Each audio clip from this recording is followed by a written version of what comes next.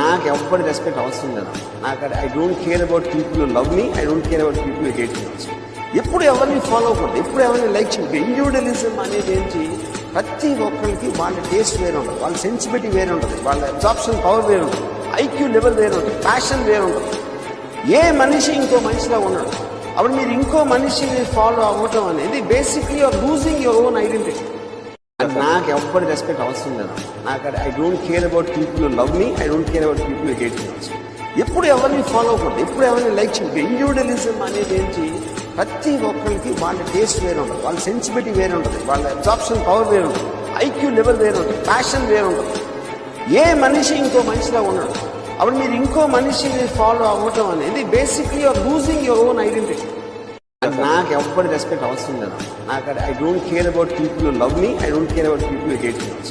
ఎప్పుడు ఎవరిని ఫాలో అవ్వకూడదు, ఎప్పుడు ఎవరిని లైక్ చేయకూడదు. ఇండివిజువల్